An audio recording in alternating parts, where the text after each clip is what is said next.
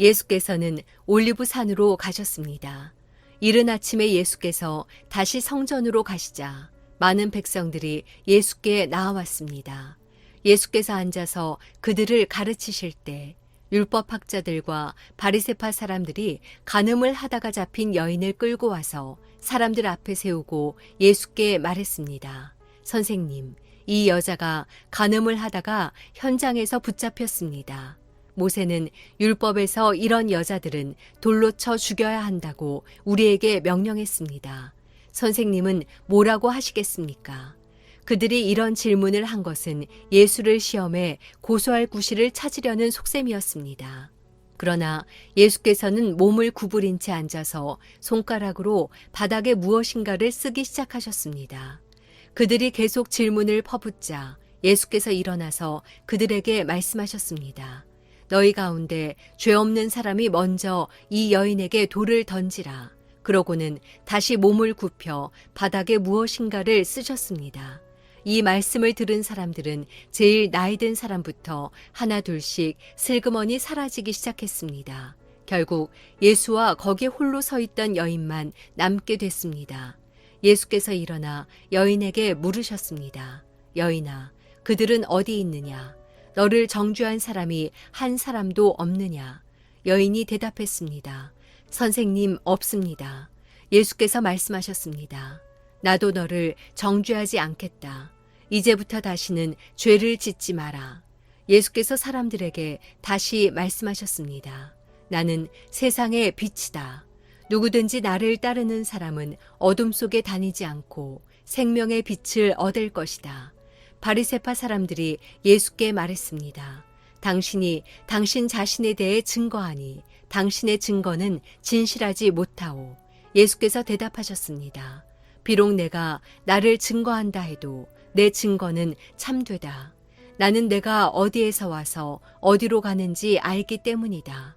그러나 너희는 내가 어디에서 왔는지도 모르고 또 어디로 가는지도 알지 못한다.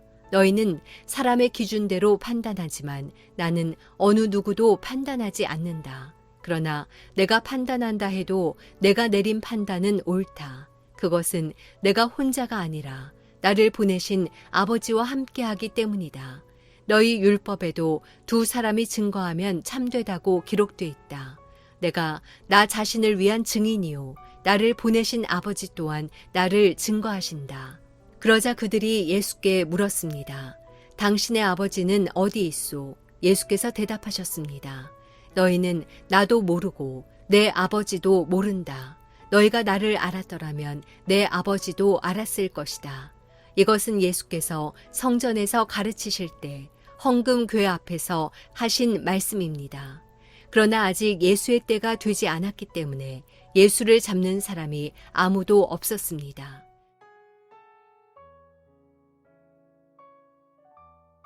아침 기도에 함께 하시는 하나가족 여러분을 주님의 이름으로 축복합니다. 또 사랑합니다. 오늘 이 아침에 하나님 말씀 묵상하며 하루를 시작하기를 원합니다. 오늘은 요한복음 8장 1절에서 20절까지의 말씀을 함께 나누기 원합니다. 오늘 본문은 우리가 잘 알고 있는 본문 가운데 하나입니다. 가늠한 여인과 예수님에 대한 일화입니다.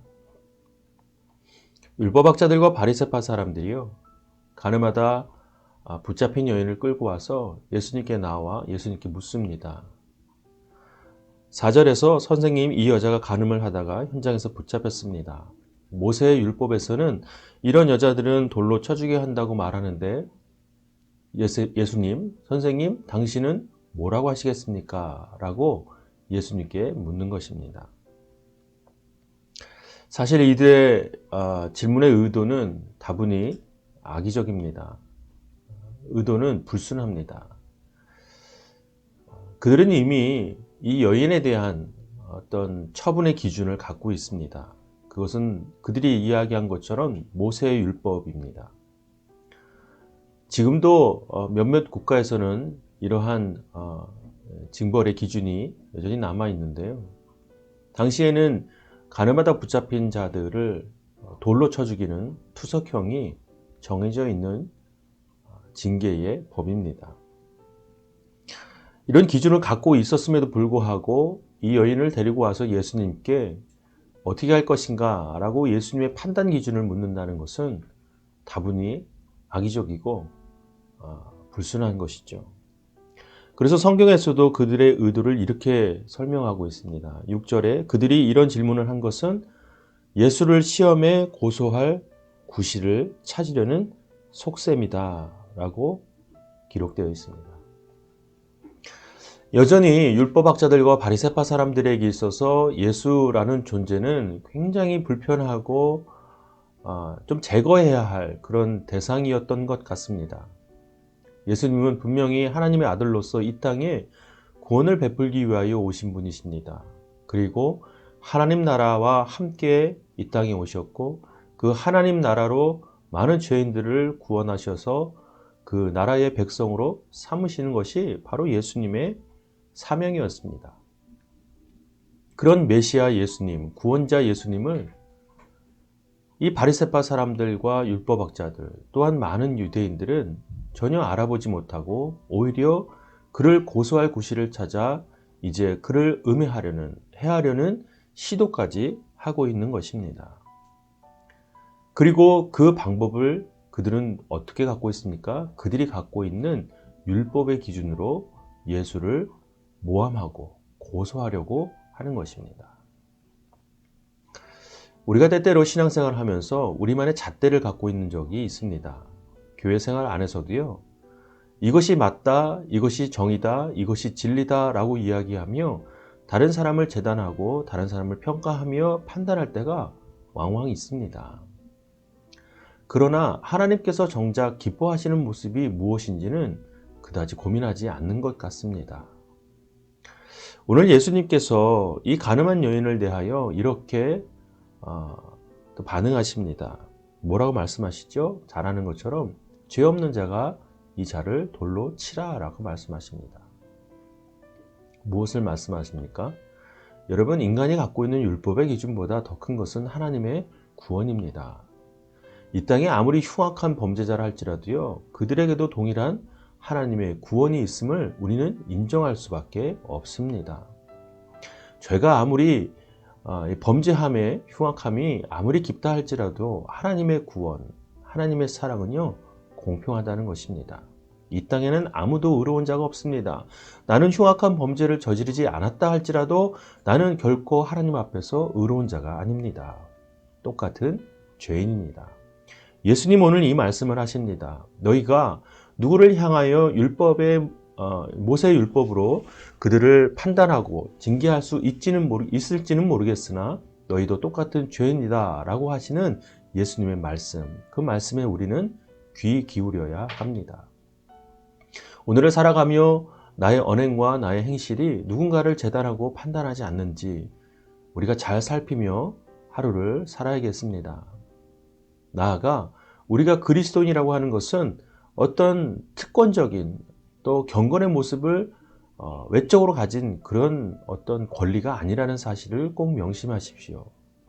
성경 어디에서도요, 그것에 대해서 어떤 특권의 의식을 가지라고 말씀하시는 곳은 아무 곳에도 없습니다. 오히려 섬기고 희생하고 손해보고 하라고 말씀하시지, 우리가 그리스도인이라는 이름이 세상 앞에 특권이 돼서는 안 된다는 것, 구분이 되거나 차별이 돼서는 안 된다는 것 꼭 기억하시고 오늘 하루도 그렇게 살아가면 좋겠습니다.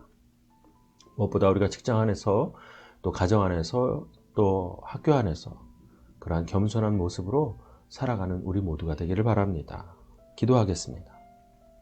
사랑의 하나님 아버지, 오늘도 하나님 안에서 함께 교제하며 하나님의 뜻을 또 알아가며 그렇게 살아가는 하루가 되기를 원합니다.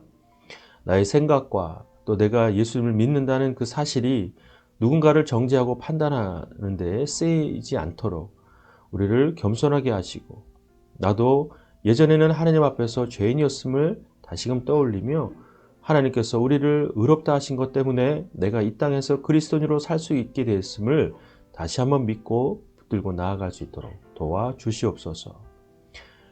감사드리며 예수님의 이름으로 기도합니다. 아멘. 사랑하는 여러분, 이 시간 한 3분여 정도 시간 되는데요. 그 시간 동안 여러분 마음 가운데 깊은 울림을 주시는 하나님의 말씀을 묵상하고 또 그 말씀을 붙들고 오늘 하루를 의탁하며 함께 기도하겠습니다. 오늘 하루도 하나님 말씀으로 하나님 나라 누리는 하루가 되기를 축복합니다.